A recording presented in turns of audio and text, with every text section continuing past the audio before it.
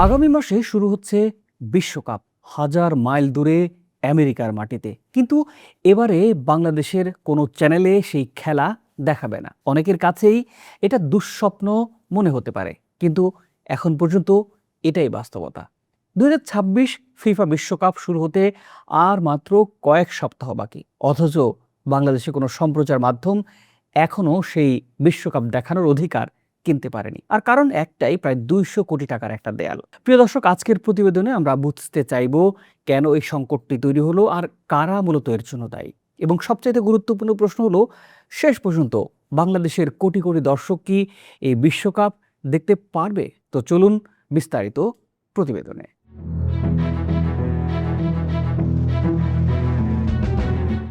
বাংলাদেশ আর football বিশ্বকাপ, এই দুটো শব্দ একসাথে বললেই মাথায় আসে এক অদ্ভুত ছবি। যে দেশে দল বিশ্বকাপের মাঠে নেই, সেই দেশেই বিশ্বকাপ এলে রাস্তা রাস্তায় উঠতে থাকে পতাকা। কেউ ছাদে টানায় আর্জেন্টিনার নীল সাদা, আবার কেউ বারান্দায় লাগায় ব্রাজিলের সবুজ আর হলুদ। দোকানের সামনে ঝোলে পর্তুগাল, ফ্রান্স, জার্মানির পতাকা। কে কত বড় পতাকা লাগাতে পারে সেটা নিয়েই চলে এই দেশে এক নীরব প্রতিযোগিতা। চায়ের দোকানের ছোট্ট টিভির সামনে ভিড় জমে, গ্রামের বাজারে বসে বড় পর্দা, শহরের ক্যাফে থেকে বিশ্ববিদ্যালয়ের হল, মফস্বলের মাঠ থেকে ঢাকার অ্যাপার্টমেন্টের ড্রয়িং রুম, সবখানে মানুষ জেগে থাকে শুধু এক টুকরো ফুটবলের জন্য। এই ভালোবাসা ফিফার চোখেও পড়েছে। বিশ্ব ফুটবলের সর্বোচ্চ সংস্থা তাদের ভেরিফাইড ফেসবুক পেজ থেকে একাধিকবার বাংলাদেশের দর্শকদের উন্মাদনার ছবি এবং ভিডিও শেয়ার করেছে। অর্থাৎ ফিফাও জানে বাংলাদেশ শুধু ফুটবলই দেখে না, বাংলাদেশ ফুটবলকে ভালোবাসে। কিন্তু এই ভালোবাসার সামনে এবার দাঁড়িয়ে গেছে এক কঠোর বাস্তবতা। পতাকা থাকবে, তর্ক থাকবে, রাত জাগার প্রস্তুতিও থাকবে, কিন্তু টেলিভিশনের পর্দায় খেলা থাকবে কি? 2026 বিশ্বকাপের সম্প্রচার শর্ত বাংলাদেশ অঞ্চলের জন্য পেয়েছে সিঙ্গাপুর ভিত্তিক মিডিয়া সংস্থা স্প্রিংবক। এই প্রতিষ্ঠানটি বাংলাদেশের সম্প্রচার মাধ্যমগুলোর কাছে দাবি করেছে প্রায় 151 কোটি টাকা। কিন্তু গল্প এখানেই শেষ নয়, এর সাথে যোগ হবে কর, ভ্যাট এবং অন্যান্য আনুষঙ্গিক খরচ। সব মিলিয়ে মোট খরচ গিয়ে দাঁড়াবে প্রায় 200 কোটি টাকায়। এই সংখ্যাটা একটু ভেঙে বোঝানো দরকার আপনাদের। বিটিভির অর্থাৎ বাংলাদেশ টেলিভিশনের সারা বছরের মোট বাজেট প্রায় 300 কোটি টাকা। এর মানে দাঁড়াচ্ছে শুধু বিশ্বকাপের সম্প্রচার স্বত্ব কিনতে গেলে বিটিভিকে তার বার্ষিক বাজেটের 2/3 এক টুর্নামেন্টেই ঢেলে দিতে হবে। তাহলে বাকি 8 মাস সংবাদ, অনুষ্ঠান, প্রশাসন, কর্মীদের বেতন এসব চলবে কিভাবে? 2022 সালের কাতার বিশ্বকাপে বিটিভির সম্প্রচার স্বত্ব কিনেছিল প্রায় 98 কোটি টাকায়। সেবারেও তাদের বড় আর্থিক ক্ষতির মুখে পড়তে হয়েছিল। এবার সেই অঙ্ক প্রায় দ্বিগুণের বেশি। ক্ষতির সংখ্যা তাই দ্বিগুণ। সংখ্যাটা শুধু টাকার নয়, আছে আরও একটা বড় হিসাব, অর্থাৎ সময়ের। 2026 বিশ্বকাপ হচ্ছে উত্তর আমেরিকায়, যুক্তরাষ্ট্র, মেক্সিকো আর কানাডায়। এই টাইম জোন বাংলাদেশের চাইতে প্রায় 10 থেকে 11 ঘন্টা পিছিয়ে আছে। ফলে কি হচ্ছে? 104টি ম্যাচের মধ্যে 52টি ম্যাচ শুরু হবে বাংলাদেশ সময় ভোর 4টার আগে, বাকি 52টি ম্যাচ ভোর 4টার পরে। মানে এই বিশ্বকাপের অর্ধেকের বেশি ম্যাচ হবে এমন সময়ে যখন বাংলাদেশের সিংহভাগ মানুষ ঘুমিয়ে। এখন ব্যবসার হিসাবটা আপনারা একটু ভাবুন। আর্জেন্টিনা বা ব্রাজিলের বড় ম্যাচ হলে লাখ লাখ মানুষ জেগে থাকবে, এটা ঠিক। কিন্তু 104টি ম্যাচের প্রতিটি দর্শক কি সমান? ভোর 3টার একটা গ্রুপ পর্বের ম্যাচে বিজ্ঞাপনদাতারা কোটি টাকা বিনিয়োগ করবেন। ভোর 4টায় টেলিভিশন রেটিং কি কখনো প্রাইম টাইমের ধারে কাছে যাবে? এই প্রশ্নগুলোর উত্তর সৎভাবে যদি আপনি দেন, তবে সেটি আসবে না।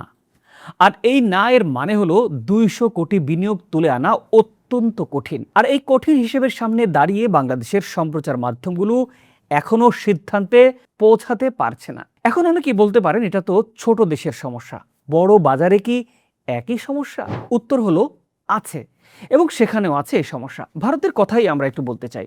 রিলায়েন্স, ডিজনি, যারা ভারতের সবচাইতে বড় মিডিয়া শক্তি, তারাও ফিফার প্রত্যাশিত দামের চেয়ে অনেক কম অফার করেছে বলে জানা গেছে। সনি নাকি আলোচনার টেবিলেই আসেনি। আর চীন বিশ্বের সবচেয়ে বড় ভোক্তার বাজার, সেখানেও এখন পর্যন্ত কোনো অফিসিয়াল সম্প্রচারক ঘোষণা করা হয়নি। এই তথ্যগুলো আসলে কি বলছে যে সমস্যাটা শুধু বাংলাদেশের আর্থিক সীমাবদ্ধতারই নয়, সমস্যাটা ফিফার সম্প্রচার সত্ত্বের মূল্য নির্ধারণের কাঠামোতেই।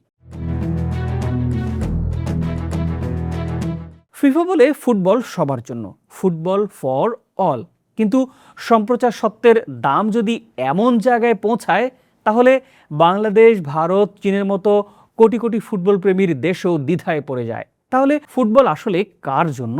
ধনী বাজারের জন্য, ইউরোপের বড় ব্রডকাস্টারদের জন্য, নাকি সেই মানুষদের জন্য যে নিজের দেশের দল না থাকলেও রাত জেগে অন্য দেশের পতাকা হাতে আনন্দ খুঁজে বেড়ায় এই ফুটবলে? এই প্রশ্নটা এখন ফিফার কাছেও রাখার সময় এসেছে।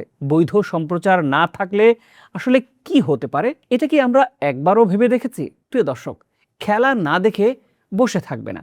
বিশ্বকাপ আসবে, মানুষ খেলা দেখবেই। প্রশ্ন হলো কোথায় আসলে দেখবে? বৈধ পথ না থাকলে মানুষ যাবে অবৈধ পথে। পাইরেটেড লিঙ্ক, নিম্নমানের স্ট্রিমিং, সাইবার নিরাপত্তার জন্য ঝুঁকিপূর্ণ ওয়েবসাইট, ম্যালওয়্যারের আশঙ্কাও থাকবে। এতে ক্ষতি হবে দর্শকদের, তারা মানসম্পন্ন অভিজ্ঞতা পাবেন না, নিরাপত্তার ঝুঁকিতে পড়তে পারেন। ক্ষতি হবে দেশের বিজ্ঞাপন ও সম্প্রচার শিল্পের, কারণ বিজ্ঞাপনের টাকা যাবে না দেশীয় প্ল্যাটফর্মে। এবং পরিহাসের বিষয় হলো ক্ষতি হবে ফিফারও, কারণ অবৈধ স্ট্রিমিং থেকে তারা কোনো রাজস্ব পাবে না। তাই এই প্রশ্নটা শুধু ব্যবসায়িক নয়, এটা জনস্বার্থের প্রশ্ন। এই সংকট কি তাহলে অনিবার্যই আমরা ধরতে পারি? সমাধানের কি কোনো পথ সামনে নেই? পথ আছে, একাধিক পথ আছে। প্রথমত, সরকারি হস্তক্ষেপ। বিটিভি যেহেতু রাষ্ট্রীয় গণমাধ্যম, সরকার চাইলে বিশেষ বরাদ্দ বা প্রণোদনার ব্যবস্থা করতে পারে। তারা অন্তত কর বা ভ্যাটের ক্ষেত্রে ছাড় দিলেই খরচ অনেকটাই কমে আসে। দ্বিতীয়ত সম্ভাবনা হলো কনসোর্টিয়াম বা যৌথ উদ্যোগ নেয়া। বিটিভি একা না কিনে বেশ কয়েকটি বেসরকারি চ্যানেল মিলে যদি একটি যৌথ কনসোর্টিয়াম তৈরি করা হয়, তাহলে মোট খরচ ভাগ হয়ে যায়, ঝুঁকিও কমে, বিজ্ঞাপনের সুযোগও কিন্তু এখানে বাড়ে। তৃতীয়ত সমাধান হতে পারে ডিজিটাল প্ল্যাটফর্মের যুক্ততা। টেলিভিশনের পাশাপাশি ডিজিটাল স্ট্রিমিং থেকে রাজস্ব আয় আনা সম্ভব। অনেক দেশে এখন ডিজিটাল সাবস্ক্রিপশনই বড় একটা আয়ের উৎস। চতুর্থত corporate sponsorship. Mobile operator, bank, বীমা প্রতিষ্ঠান, এই বড় কর্পোরেট সংস্থাগুলো বিশ্বকাপকে ব্র্যান্ডিংয়ের সুযোগ হিসেবেই দেখে। তাদের যদি সঠিকভাবে যুক্ত করা যায়, বিনিয়োগের একটা বড় অংশ আসতে পারে। শেষত আংশিক সমাধান। পুরো 104টি ম্যাচ না হলেও শুধু নকআউট পর্বের ম্যাচগুলো এবং বড় দলগুলোর খেলা দেখানোর জন্য আলাদা সমঝোতার সুযোগ আছে কিনা সেটাও খোঁজা উচিত। কিন্তু এই সমাধানগুলো কাজ করবে তখনই যখন সংশ্লিষ্ট সব পক্ষ একসাথে বসবে। এবং সময় কিন্তু আর বেশি নেই। 2026 ফিফা বিশ্বকাপ শুরু হবে আগামী 11 জুন। মাঠে যে ম্যাচ শুরু হবে সেটার জন্য বাংলাদেশের অপেক্ষা করার কিছুই নেই, সেটা কিন্তু হবেই। বাংলাদেশের দর্শকদের জন্য আসল ম্যাচটা এখনই শুরু হয়ে গেছে। আসলে মাঠে নয়, আলোচনার টেবিলে, বল পায়ে নয়, সেটি চুক্তির কাগজে। বাংলাদেশ বিশ্বকাপে খেলে না, কিন্তু বিশ্বকাপ বাংলাদেশের মানুষের জীবনে ঢুকে পড়ে। রাতের ঘুমে, চায়ের কাপে, পতাকা রঙে, বন্ধুত্বের তর্কে। এই উৎসবটি যদি এবারের পর্দায় না আসে, সেটা শুধু একটা টুর্নামেন্ট মিস করার ঘটনাই হবে না, সেটা হবে কোটি ফুটবল প্রেমীর আবেগ থেকে বঞ্চিত হওয়ার এক গল্পে।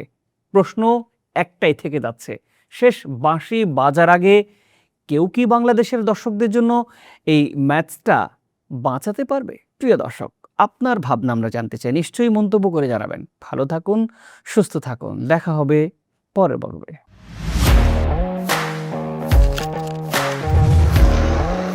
প্রফেশনাল স্টুডিও খুঁজছেন? ঢাকার প্রাইম লোকেশন নয়াপল্টনে দেশ সমাচার স্টুডিও আপনার কন্টেন্ট প্রোডাকশনের নির্ভরযোগ্য ঠিকানা।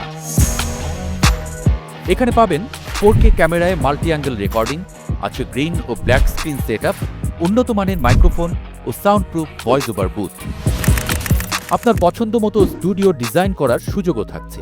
হযরত Shahjalal news content, talk show, interview বা পডকাস্ট, যা কিছুই করেন এখানে পাবেন প্রফেশনাল সেটআপ আর ফুল এডিটিং সাপোর্ট। আপনার চাহিদা অনুযায়ী বুক করতে পারেন আজই। কল কিংবা হোয়াটসঅ্যাপ করুন এই নাম্বারে 01-720-210657। ভিজিট করুন আমাদের ওয়েবসাইট ও ফেসবুক পেজ।